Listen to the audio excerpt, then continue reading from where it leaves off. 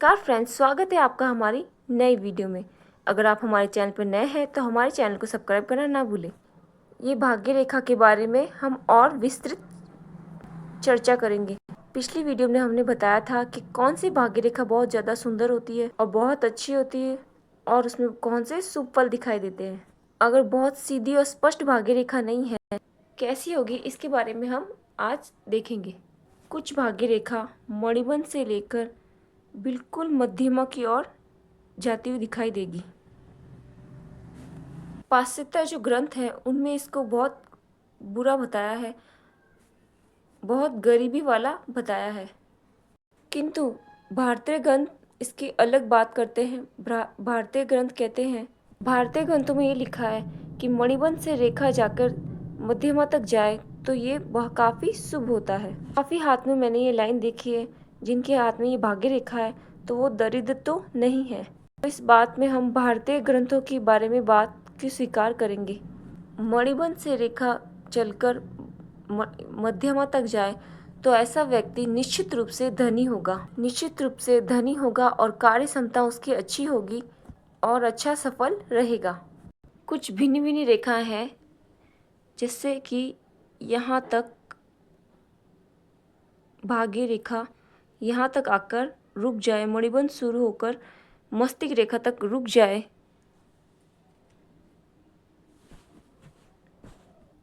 यहाँ पे ख़त्म होती है तो 35 से वर्ष पहले आयु बढ़ेगी। ऐसे में अब व्यक्ति अपने प्रारंभिक में अच्छा कार्य करता है, अच्छी सफलता प्राप्त करता है, लेकिन यहाँ पर मस्तिष्क रेखा समाप्त होने के बाद में उनमें अच्छी सफलताएं, उतनी कार्य क्षमताएं नहीं बचती। उनकी कार्य क्षमता बुद्धि रेखा से शुरू होकर बंद हो गई है। मस्तिष्क रेखा ने इससे आगे बढ़ने से रोक दिया है भाग्य रेखा को। इसका सीधा परिणाम हम ये लेंगे कि ऐसे व्यक्ति की अपनी ही बुद्धि से निर्णय लेने के कारण, उसकी खुद की गलतियों के कारण उसके कार्य में बाधा हुई, हानि होती है, रुकावट होती है और अपने काम को वो नष्ट कर लेता है। यदि ये भाग्य रेखा आगे बढ़े और यहाँ तक आके रुक जाए, उसके बाद ये आगे नहीं बढ़ रही हो, अगर हृदय रेखा से टकरा कर ये रेखा रुक जाए तो भाग्य रेखा, तो ऐसी स्थिति में कोई विशेष संबंध वाला व्यक्ति, कोई भरोसेमंद व्यक्ति, कोई प्रेम संबंध वाला व्यक्ति, किसी से भावनात्मक जुड़ाव है, ऐसे व्यक्ति के कारण कार्य में बाधा, हानि आने लगती है, परेशानी हो सकती है। अगर ये भाग्य रेखा मस्तिष्क लाइन पे आके रुक जाए, अगर यहाँ पे ये टकराती, यहाँ पे कोई दीप हो तो इसका कारण कोई रोग भी हो सकता है। इस अवस्था के बाद व्यक्ति अपने कार्य को खो देगा। इस अवस्था के बाद वो अपना कार्य बहुत बुरी तरह कार्य में परेशान हो जाएगा। यदि आपको इसके विपरीत दिखाई दे और कार्य स्थिति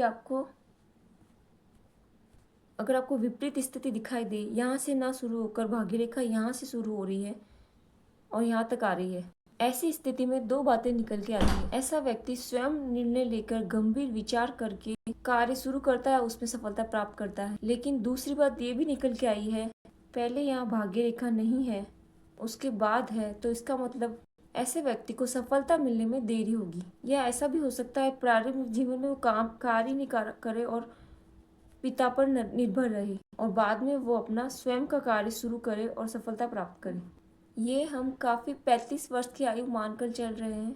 यदि हाथ में मस्तिष्क रेखा अपनी सही स्थिति में है, लगभग 35 वर्ष के बाद ऐसा होता है। यदि ऐसा ना हो तो जहाँ भी आपकी भाग्य रेखा है उसके अनुसार मस्तिष्क रेखा है, उसकी स्थिति के हिसाब से ही निर्णय करेंगे। मैं आपको आयु निर्णय कैसे करते हैं इसके लिए मैं आपको अगली वीडियो में बताऊंगी। यदि भाग्य रेखा शुरू हो रही है सिर्फ हृदय रेखा से, यदि केवल हृदय रेखा से ही भाग्य रेखा शुरू हो रही है तो ऐसे व्यक्ति को जीवन में बहुत बाद में सफलता मिलती है, लगभग 50 वर्ष की आयु के बाद। उसके पहले जो प्रयास जो है वो उतने सफल नहीं रहते। तो ऐसा हो सकता है यदि किसी के हाथ में बहुत दोहरी भाग्य रेखा हो तो क्या ऐसा व्यक्ति सफल होगा? मैं आपको पहले भी बताया था, कोई भी नदी यदि बहुत ज्यादा संकरी होती है तो उसमें जल बह ही नहीं सकता। प्रवाह है जो बहुत ज्यादा तेज होता है और वो हानिबद्ध हो जाता है, कमजोर होता है थोड़ा बहुत। यदि कोई नदी बहुत चौड़ी हो जाए, उसमें जल का प्रवाह इतना धीमा हो जाता है, वो दुर्गंधयुक्त होने लग जाती है। इसी प्रकार में और रेखाओं में लेना चाहिए। बहुत ज्यादा चौड़ी और बहुत ज्यादा पतली रेखाएं अपना शुभ फल नहीं देती। अब यदि ये रेखा बहुत ज्यादा चौड़ी हो जाए तो ऐसे स्थिति में व्यक्ति में कार्य क्षमताएं कम हो जाती है। ऐसा व्यक्ति बहुत संघर्ष करता है और सफलता आसानी से नहीं ले पाता। उस संघर्ष की अधिकता रहती है, ऐसे व्यक्ति को सफलता आसानी से मिलती नहीं।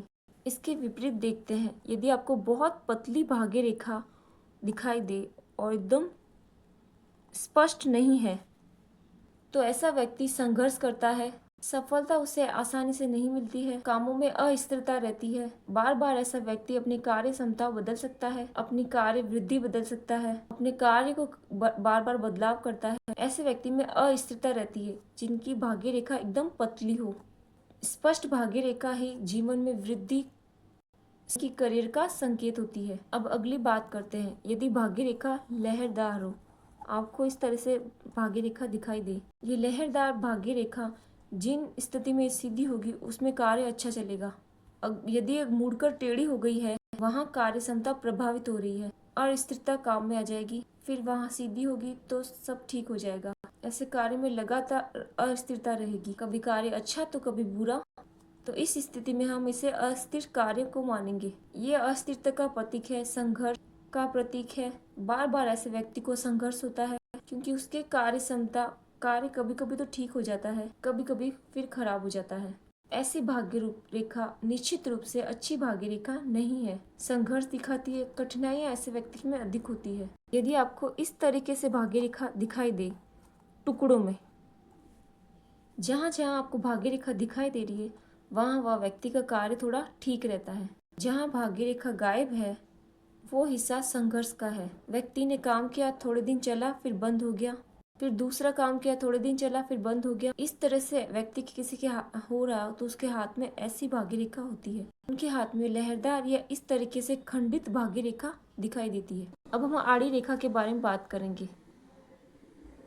यदि आड़ी रेखाएं भाग्य रेखा को काट रही है तो जहाँ जहाँ ये आड़ी रेखा भाग्य रेखा को काट रही है वहाँ वहाँ आपके जीवन में समस्याएं, संघर्ष आपके कार्य क्षेत्र में दिखाई देगा। वहाँ वहाँ आपको कठिनाइयाँ का सामना करना पड़ेगा। धन हानि भी उस समय होगी जहाँ इन हिस्सों में बढ़ेगा। कुछ आपको हाथों में दिखाई देगी। शुक्र पर्वत से रेखा आ रही है और आपके रेखा को काट रही है। शुक्र से आ रही रेखा है आपको जीवन रेखा और भाग्य रेखा दोनों को काट रही है।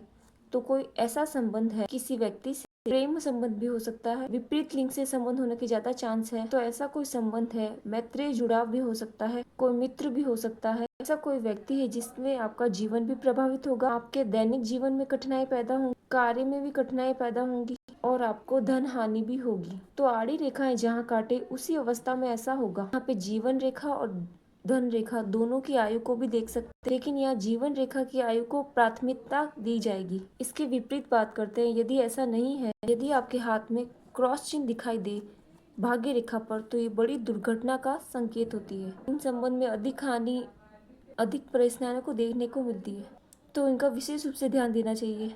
यदि ऐसे क्रॉस पर एक वर्ग चिन्ह बन जाए तो ऐसी समस्या तो आएंगी, लेकिन व्यक्ति उससे बड़ी आसानी से बाहर निकल जाएगा।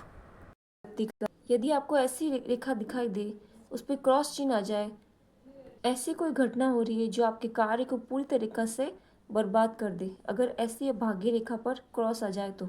कुछ लोगों के हाथ में मैंने ऐसी रेखा देखी, नौकरी अच्छी चल रही थी, कुछ घटना हुई जिसकी वजह से उनकी नौकरी चली गई। यदि भाग्य रेखा अगर फिर से शुरू हो जाए आगे जाकर क्रॉस के बाद, तो वो बाधाएं, वो दुर्घटनाएं प्रभावित करेंगी। उसके बाद वो नए कार्य में लग जाएगा, हो सकता है वही कार्य में वापस लग जाएगा जिससे वो पहले करता था। यदि भाग्य रेखा यहाँ से कट जाए और आगे कोई भाग्य रेखा नहीं है तो ऐसे व्यक्ति का भविष्य काफी अंधकार में रह सकता है कि अगले जीवन में उसको लगातार परेशानियां चलती रहेंगी कार्य को लेकर।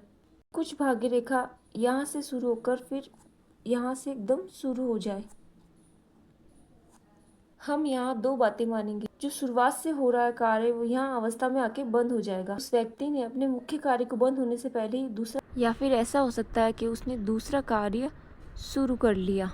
ऐसा भी हो सकता है पहला कार्य बंद करके दूसरा कार्य शुरू कर दिया। इससे रेखाओं को देखना है, बहुत पतली होके बंद हो रही है रेखा, इस समय व्यक्ति का कार्य धीरे धीरे डूब रहा है और उसका पहला कार्य इसलिए बंद हो जाएगा क्योंकि वो चल नहीं रहा। तो ये अचानक से बंद हो रही, तो ये व्यक्ति का निर्णय हो सकता है। यदि इस तरह से एक रेखा इसको जोड़ ले, ध्यान रहे काट नहीं रही है, काट नहीं रही, सिर्फ जोड़ रही है, तो इसे हम टूटने का फल नहीं मानेंगे। हानि होते होते ये बच जाएगा। ऐसा व्यक्ति ऐसे कार्य के नए कार्य शुरू कर देगा, या उसका वही कार्य थोड़े दिन परेशान होकर फिर से वही शुरू हो जाएगा। ये शिफ्टिंग की तरह है, एक कार्य से दूसरे कार्य में होना, बदलाव का संकेत। यदि आपको भाग्य रेखा में दीप चिन्ह दिखाई दे, तो ऐसे समय में व्यक्ति का संघर्ष बढ़ जाएगा, सफलताएं नहीं होंगी, कार्य में घाटा होना शुरू हो जाएगा और वह काफी परेशानियों से घिर जाएगा। यदि भाग्य रेखा दीप पर खत्म हो जाती है, मान लीजिए कि एक भाग्य रेखा दीप पर खत्म हो गई हो और वही भाग्य रेखा फिर से शुरू हो रही हो, तो ऐसे व्यक्ति की पहले कार्य में बहुत समस्या रहेगी, बहुत संघर्ष रहेगा।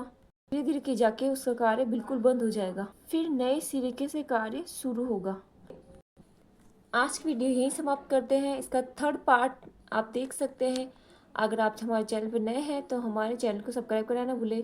Thank you so much for watching.